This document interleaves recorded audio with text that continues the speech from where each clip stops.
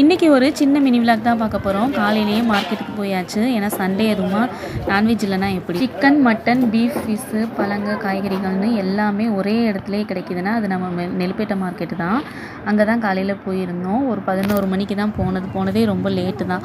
போயிட்டு மீனை தான் ஃபஸ்ட்டு பார்த்தது. நண்டெல்லாம் பார்த்து ரேட் கேட்டுட்டு கொஞ்சம் அதிகமாக இருந்தனால நான் அதை எடுக்கலை. மழை நேரம் வேறு, அதனால் மீன் மட்டும்தான் வாங்கியிருந்தோம். இன்றைக்கி வந்துட்டு மீன் ஊறுகாய் பண்ணணும் அப்படின்னு சொல்லிட்டு கொஞ்சம் முள் இல்லாத மீனாக பார்த்து வாங்கிட்டு அப்படியே வந்தாச்சு. வரவே மணி 12 மணிக்கு மேலே ஆயிடுச்சு. வெயில் வேறு, காலையில் சாப்பிடாம வேற போயிட்டேன்.